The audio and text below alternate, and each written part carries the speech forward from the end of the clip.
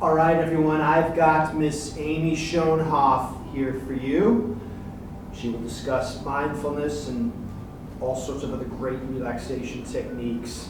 But no, it's great having her. She's integral to our program at Warriors Ascent. So with that, everyone, I give you Miss Amy Schonhoff. All right.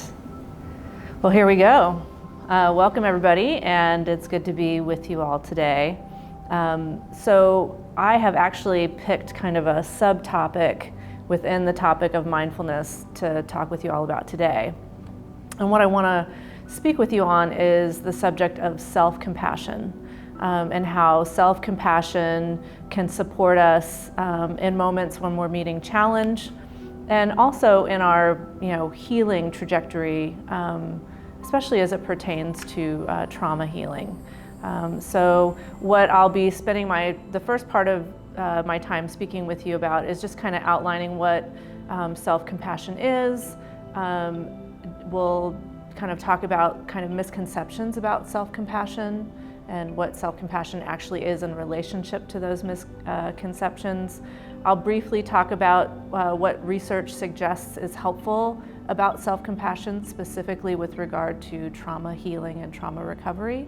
And then we will do some practices together. So for the sake of our time together, I do want you to know there is information about everything I'm going to talk about today in the packet that Mike has provided for you, or Warriors Ascent has provided for you. So don't worry about taking notes. I just encourage you to, as best you can, be here now, present and attentive to the content, and just as I share, to notice how it resonates for you, and notice also moments when it doesn't, because that's useful information as well. So just try to stay present with the content as it's shared. We will have time at the end to talk both about the practices and any questions you have about self-compassion. So see if you can if you have questions as we go, just jot them down or put them in the questions tab or box that you have available to you. And let's just try to be here present together as best we can. So when we think about self-compassion, I'll begin by saying that self-compassion really houses itself within the domain of what I often refer to as the heartfulness of mindfulness. Because when we're talking about mindfulness, we're not just talking about being present or in the present moment. We're talking about being in the present moment in a particular kind of way. And that's the heartfulness piece of mindfulness. It's really about how we are relating to ourselves in terms of what's happening internally, but also how we're relating in terms of what's happening externally. It's this interface that we have and the attitudes that we carry into that interface that is where heartfulness really finds itself within the kind of larger body of mindfulness practices.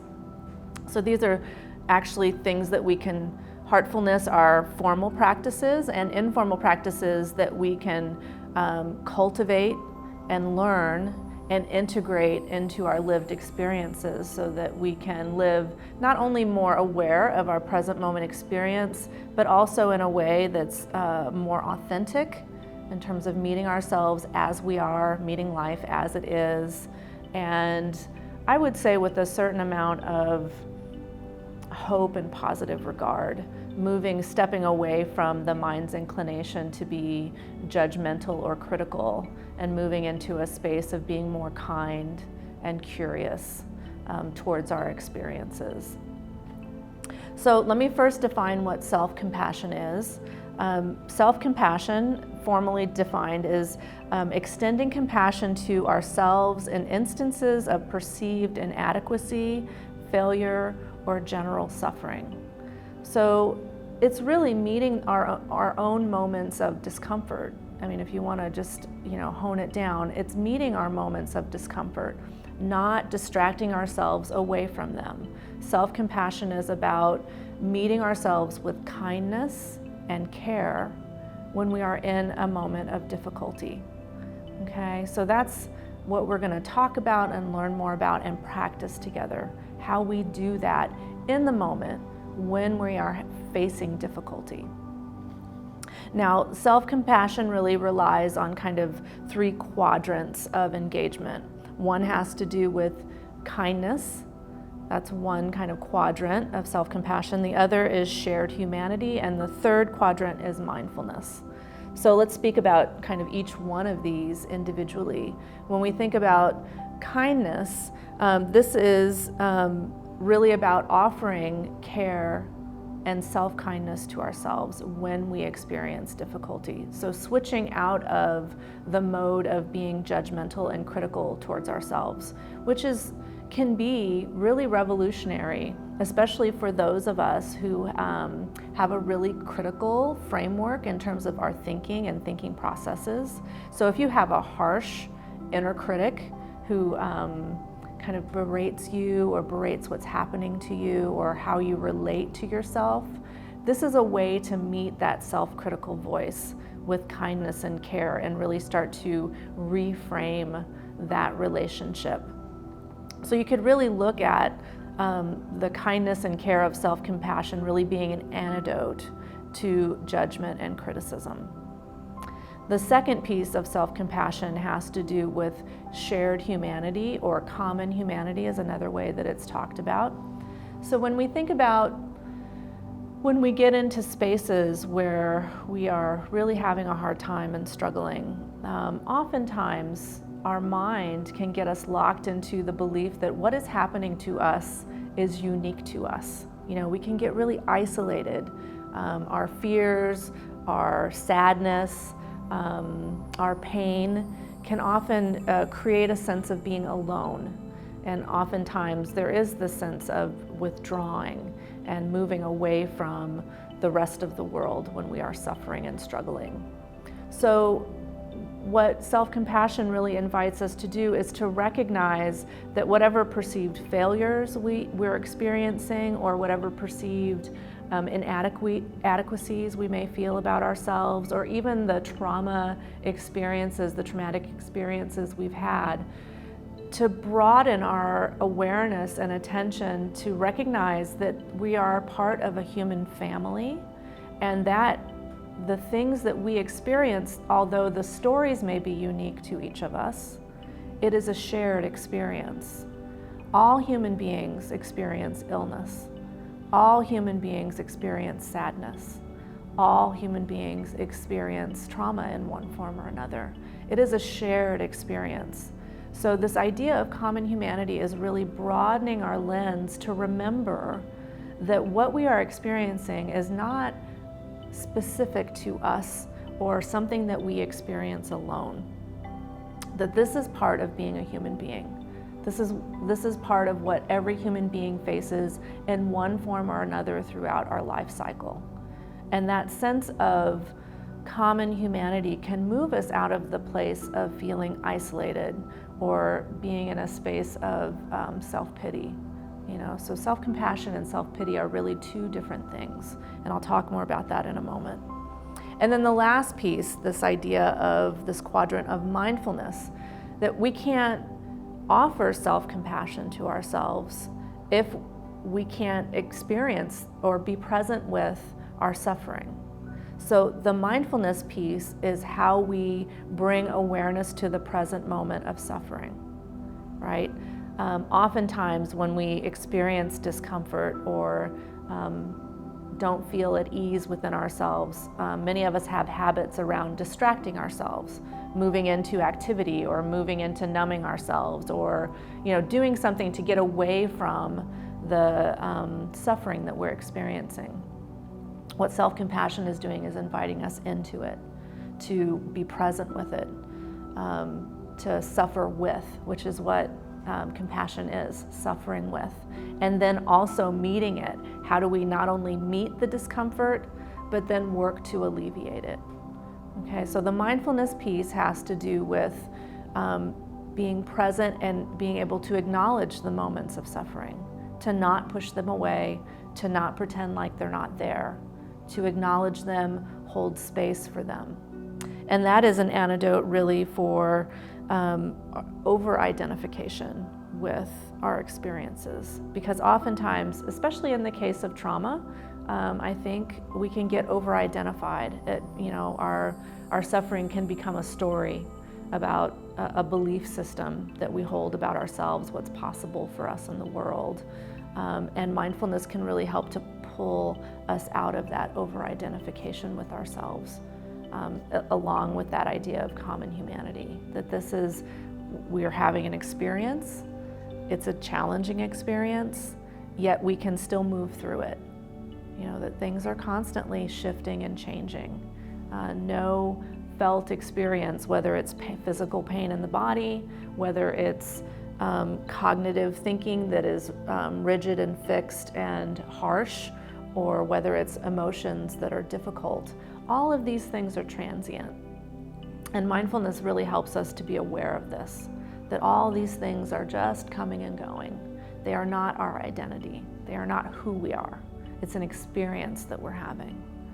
Okay, so that's really kind of these quadrants of self-compassion that make up the practices of self-compassion. And some common misconceptions about self-compassion, I really kind of want to address those and provide you with some research that kind of counters any beliefs or notions we may have about self-compassion in terms of misconceptions we have about self-compassion. When we talk about self-compassion, oftentimes people think of self-compassion as a form of self-pity. And as I mentioned before, self-compassion is really embodying or remembering this idea of shared humanity or common humanity. And that really pulls us away from ideas of self-pity, because self-pity really comes from a place of feeling alone and isolated in our experience. So the common humanity portion of self-compassion really pulls us out of a space of being alone in our suffering. It reminds us that we are part of something larger and shared, and is not the same as self-pity. These are actually two distinct things. And based on research that's been conducted, people who are self-compassionate tend to take a larger perspective outside of themselves and are able to shift their focus from their internal distress. So they actually can be aware of their own distress, but still operate in relationship to other things that are happening. Another misconception about self-compassion is that it's a form of weakness. To be self-compassionate means to be weak. But self-care is really a form of strength. Self-care is how we develop and maintain our resilience in the face of stress and discomfort and difficult situations. So you can think of self-compassion practices as well as these are forms of self-care. So if we really want to cultivate resilience, cultivate strength, it needs to be with a sense of being able to meet and address our own suffering. And here the research suggests that self-compassionate people are actually better able to thrive in the face of adversity, including trauma. Now, the third misconception has to do with self-compassion as being passive or soft. There is a quality of self-compassion that's really based on being dynamic and fierce. You can think of this component of self-compassion as being able to speak up for ourselves when we need to speak up for ourselves. That is an act of self-compassion. Being able to say to someone, hey, too much, or wait, I need to take care of myself. These are acts of self-compassion that do have a sense of fierceness or commitment to ourselves that is not about being passive or soft. It's not about just laying down and letting life walk all over us. And in fact, I would suggest to you the strength it takes to meet moments of difficulty if we genuinely try to meet and embrace our suffering or the suffering of another. If you've done that, those are not small tasks. Compassion is a challenge. It's hard to stay present with discomfort, whether it's our discomfort or somebody else's discomfort. To be present and want to attend to suffering is something a lot of people don't take the time to do for themselves or anyone else. So I just want to reconnect us to this idea that self-compassion can be strong, it can be fierce, it can be dynamic, it can be about advocating for ourselves, it can be about drawing boundaries for ourselves, it can be about advocating for other people who can't speak for themselves, that there is a dynamic and strong component of compassion that we need to remember. It's not about being soft, it's about caring. It is about caring.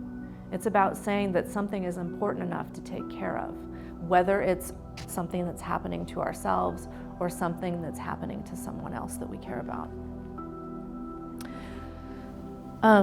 So next, actually, let me take a sip of water here.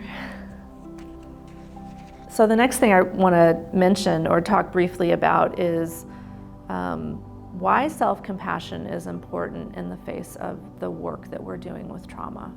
And there are some both research and really practical reasons that we should be thinking about how self-compassion can support the work we're doing to heal.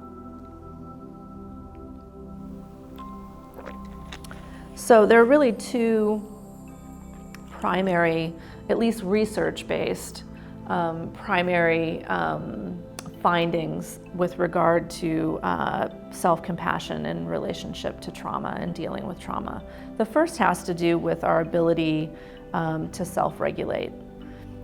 When people, take the time to pause and be with difficulty, to be with their own suffering, they're really building what we refer to as the window of tolerance. And I've talked about this before in the training I've done with Warriors Ascent, that when we have trauma, when we've had traumatic experiences, oftentimes we easily dysregulate, our nervous systems easily dysregulate, and our windows of tolerance are really low. And what I mean by that is that, especially in some circumstances where we might be triggered, we may move into states of hyperarousal or hypoarousal pretty quickly as a result of the experiences that we've had.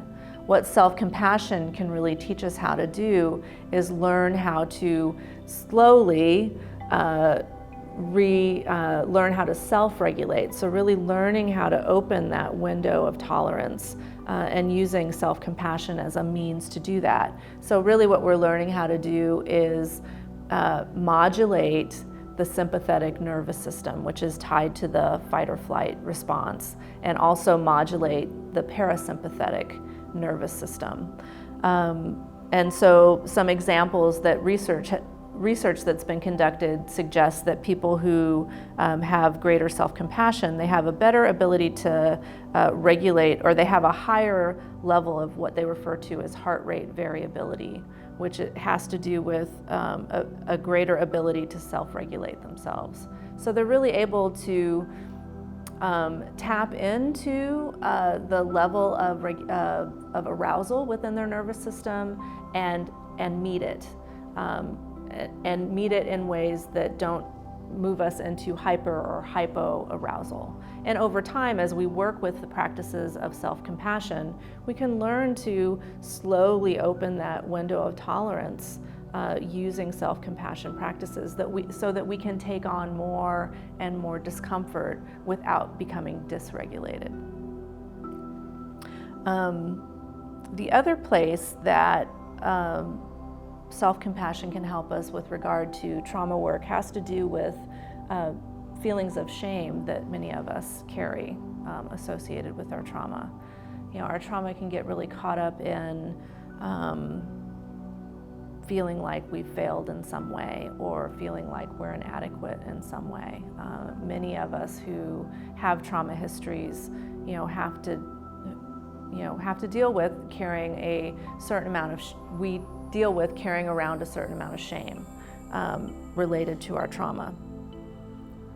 And as I mentioned earlier, self-kindness and care can help to start to replace the cognitive distortions we may have that are related to our shame.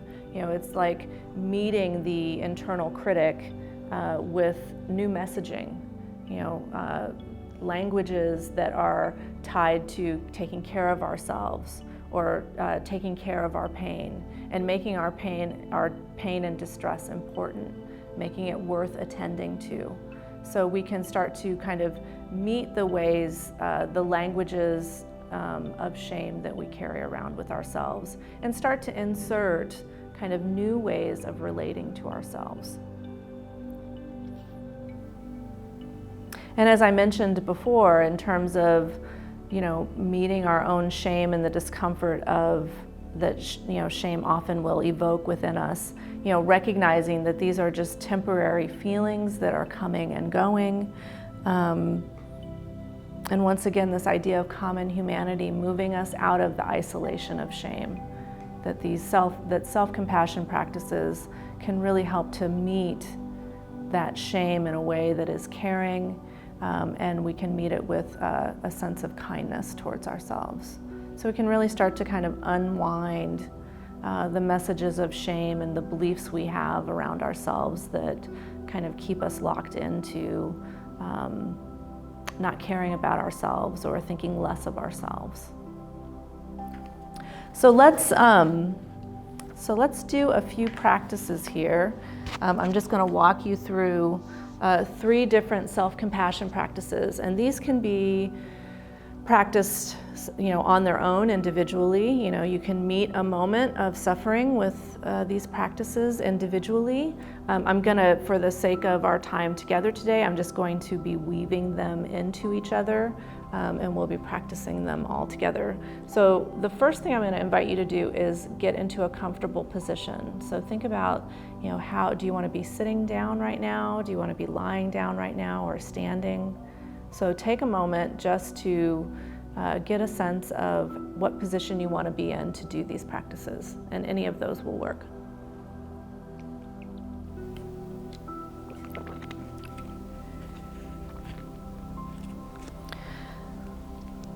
And so the first practice I'm going to take you through is referred to as self-compassionate touch.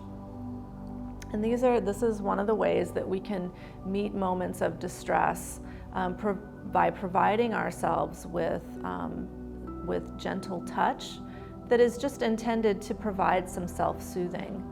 Touch is one of the ways that we tap into what's referred to as the love hormone, oxytocin. It's a hormone that helps us to feel connected and soothed, and it's one of the ways that we can meet moments of dysregulation, really allowing ourselves to, or offering ourselves some self-soothing. So we'll move through a series of touch, hands touching the body, and I just want you to notice how your body responds to those sensations of touch. So I'll first begin by just inviting you to close your eyes down so you can really feel into the somatic experience of being with these different touch points on the body.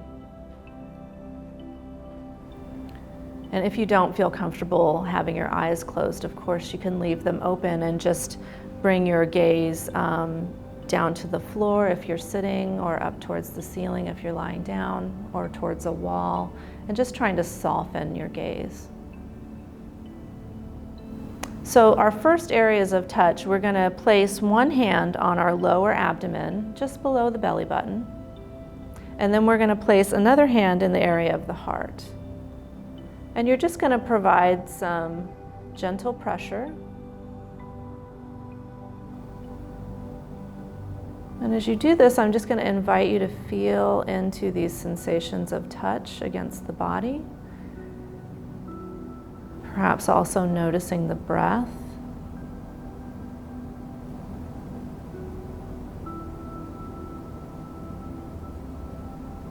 And seeing if you can get a sense of how your nervous system responds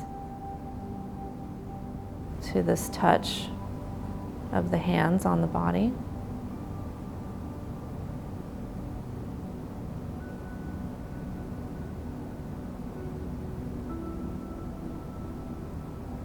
And as you're ready to, we're then just going to move the hand that's on the heart, we're just going to move it down to the belly and put it on top of the other hand. Once again, just putting some gentle but firm pressure against the lower abdomen.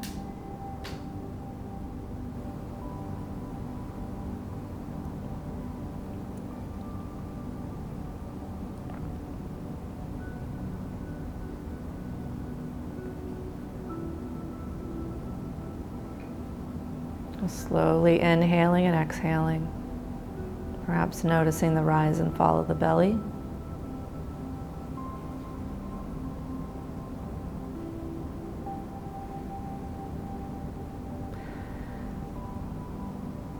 And when you're ready, we're going to once again relocate the hands. So this time we're going to place both hands over the heart. Now, if you don't feel comfortable having both hands flat over the heart, sometimes it feels a little soft. One option is to make a fist and draw the fist up against the chest and then just lay the hand on top of the fist. You choose. So 2 hands flat or one fist and one hand on top of the fist. Once again, gentle but firm pressure.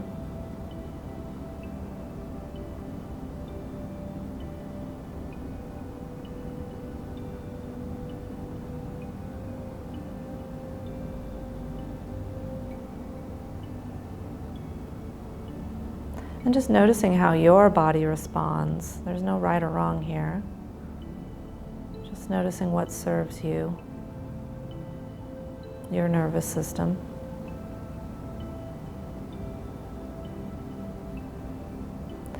And then we're just going to put one hand down on the thigh, and then we'll place one hand on the cheek.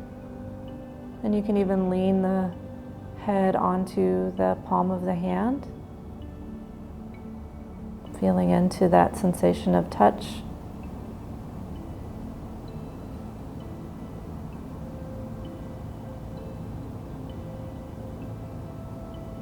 Noticing how your body responds.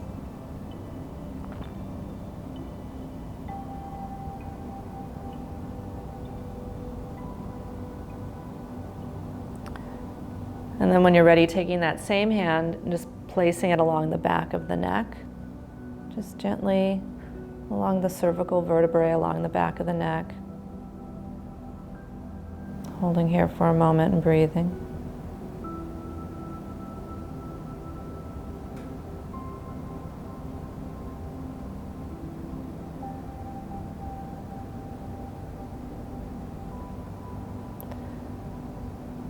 And then when you're ready, we're going to take actually both arms now, and we're just going to wrap our arms around ourselves. One arm underneath the armpit and the other around the opposite shoulder, and just giving ourselves a nice little squeeze here, just giving ourselves a hug. Seeing what that feels like.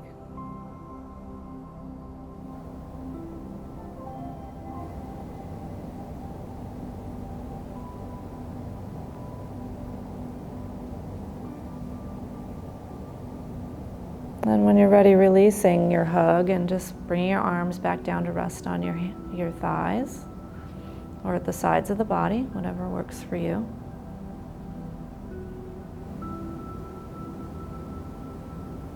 So just noticing which one of those points of contact served you best. Was one more accessible than the others? Was one more soothing than another?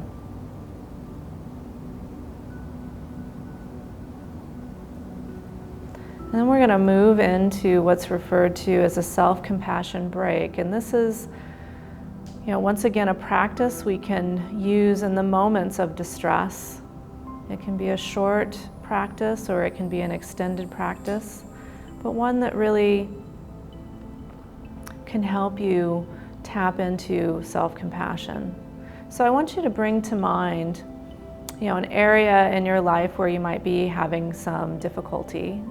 And I'm going to invite you to bring to mind something that isn't terribly stressful. So nothing that is over-activating for you, but an area where you might be experiencing difficulty or where you've had some struggles lately, perhaps an incident that occurred. So bringing that to mind for a moment and perhaps revisiting it, getting into the specifics of where the issue lies, what the problem is, who's involved, how you feel about it.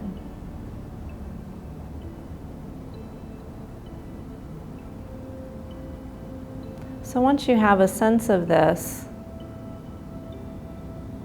noticing how your body is responding in terms of how you feel it physically in your body, perhaps a stress response in the musculature of the body, or perhaps thoughts that arise or emotions that may be present. Just notice the activation, the discomfort that may be present. And in this moment, recognizing that you have awareness, that there is mindfulness here, an observation, yes, this is suffering. Or this is difficult, just saying to ourselves internally, this is hard. This is something that is difficult or challenging for me. I'm having a hard time with this. This is the mindfulness piece of self-compassion.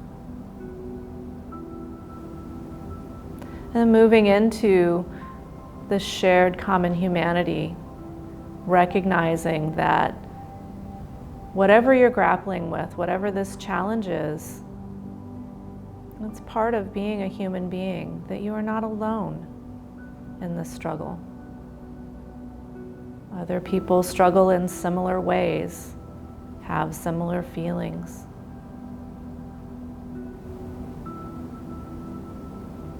Have similar challenges.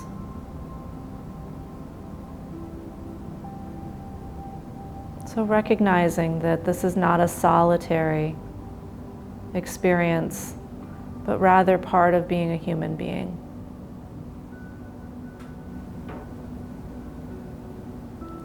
And then finally, meeting this with kindness and care. And this could be a moment where you use one of those touch points, placing a hand on the heart or on the belly, the cheek, and offering yourself some words of self-compassion.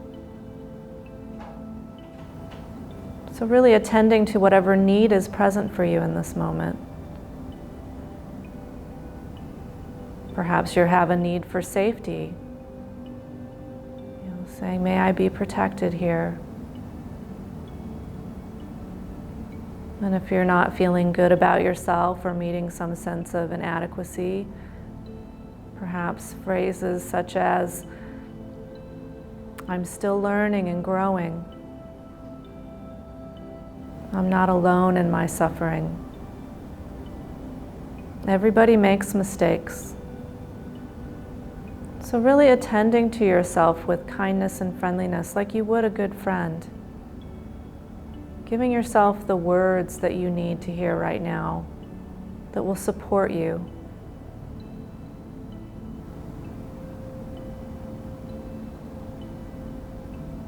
That will give you some relief from this suffering.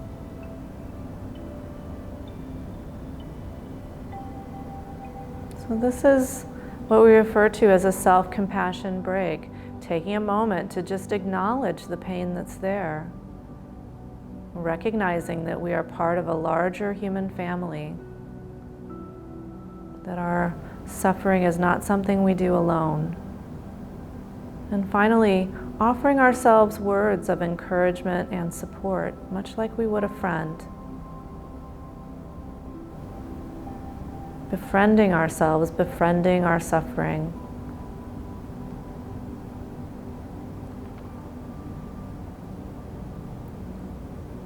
And when you're ready to, we'll move into a final practice called breathing in and breathing out self-compassion, or breathing in and breathing out compassion. So I'm going to invite you now to just take a few moments to tap into the felt sensation of the breath. Just noticing the body breathing in and breathing out.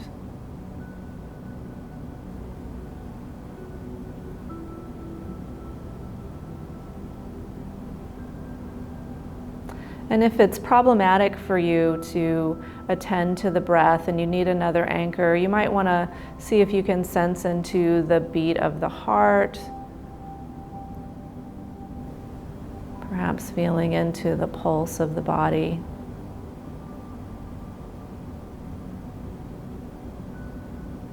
Or feeling into sensations in the palms of the hands or the bottoms of the feet. But if you can stay with the breath, using the breath as your anchor, and we're going to, on the inhale, start to imagine ourselves breathing in compassion, bringing it into our bodies.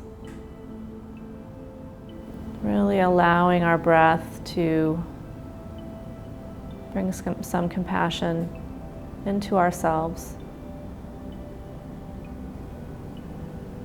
Moving it all through our bodies, into our hearts and nervous systems. Giving ourselves kindness and care.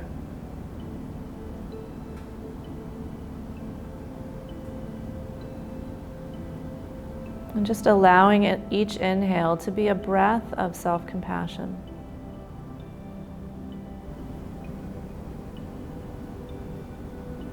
And if you need another source of access for self-compassion, perhaps just allowing the warmth of the body to expand from the heart out into the extremities, and allowing that warmth to be the sense of compassion moving through your body.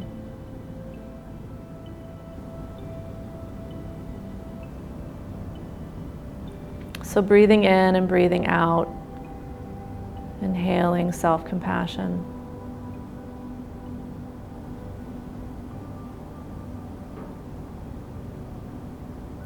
And if you feel inclined to do so when you're ready, if there is someone in your life who you know is struggling or suffering, perhaps on your exhale, imagining your breath, your exhale extending compassion to that person. So breathing compassion into yourself and extending compassion outward to someone you care about in your exhale.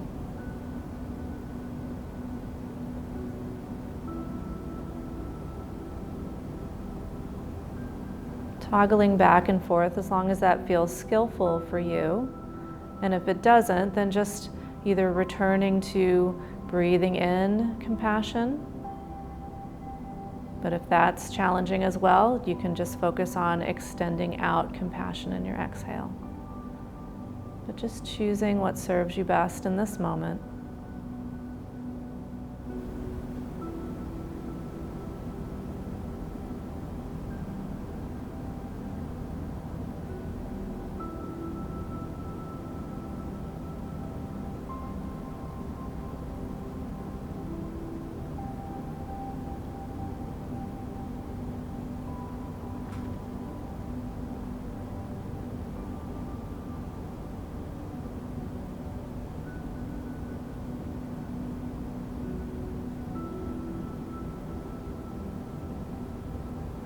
And when you're ready to do so, we're going to transition again. So I'm going to invite you now to bring your awareness into your body, either sitting or standing or lying down. However you find yourself right now. Noticing touch points along the back of the body, the hips and thighs, the feet. Just noticing where you're making contact with the surface you're in contact with right now.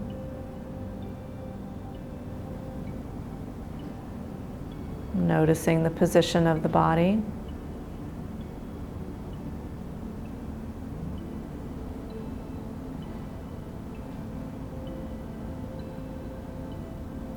And if your eyes have been closed, going ahead and opening your eyes. And then just taking a moment to reorient to the space that you're in. So just taking a moment to look through the room that you're in. Perhaps naming a few objects to yourself quietly. Just bringing yourself back into this space, being here together.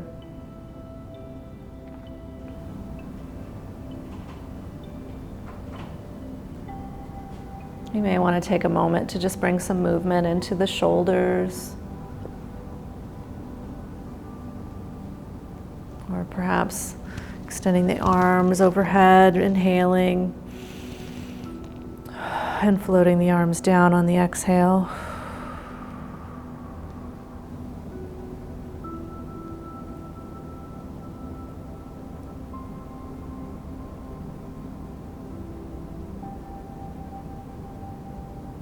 And as you're ready to, we'll begin to move into some dialogue to see how those practices went for you, or to answer any questions you might have. So I'm going to lean on Christy and Mike here to help me with this portion. So what questions do you have about self-compassion, or what did you notice in doing those practices together? Whether we're talking about compassionate touch, the self-compassion break, or inhaling and exhaling compassion. What did you notice? Well, I just encourage you guys to, consider, where are the places in my life, where I experience suffering, in terms of, whether that's, a heavy, critical, judgmental mind, or, physical discomfort, or emotional challenges you may face from time to time. And are there ways that you can start to open up space for compassion for yourself? Kindness and friendliness is not just something, although most of us have been taught to externalize these experiences and to offer these things to those around us, it's also really important to be able to offer these qualities to ourselves. And I will speak from my own experience that in terms of being able to, be present with the difficult experiences that I've had, the more that I'm able to do that and make room for me, make room for my pain, make room for my own self-care, and attend to myself as if I matter, the more I am able to extend that to other people as well, from a much more authentic place. Self-compassion is really being aligned with what we need. What do I need in this moment of discomfort? How do I take care of myself in this moment of discomfort, rather than white knuckling through? Because, everybody who has trauma, and I would say that's all of us now, based on the experience of the pandemic, every one of us who experiences trauma can get really caught up in being overwhelmed by it. I don't want to emphasize the overwhelm that can come with trauma, but through self-compassion practices, can we start to hold a little more space for the things that are hard for us? To meet ourselves with the kindness and compassion that we have, for so many of us, been taught to extend to other people. And to do so knowing that if I can be present with my discomfort, with the things that are challenging for me, that perhaps I can also be more compassionate for the suffering of another, and really understand it from a fundamental place of, yeah, me too. I know that feeling. I know that struggle. Or maybe I don't know that struggle, but I know what it's like to be with a struggle. So self-compassion is not selfish. I want to say that fundamentally, it is not selfish. Just as self-care is not selfish, just as healing is not selfish. These are things that not only help us to move forward and thrive in the world, but also help us to offer our support to the world again. So I would say that would be what I'd have to share, and I encourage you to work with these practices. See how they resonate. We appreciate you. So just to close this out, Will Conrad shares, self-compassion is forgiving ourselves for feeling weak, for feeling the bouts of anger, sadness, introversion, and anxiety. And then Heather shares, as for self-compassion, it is something I need to work on and develop steps each day to better myself. So all to your point, Miss Amy. Yeah. Yeah. It's a practice worth. And it's a practice, right? Right. It's something we don't master overnight. It's something we're constantly getting better at. So I have really enjoyed being in your presence today. I do hope that these practices will serve you as you move forward. We appreciate you very much, as Thank you. always.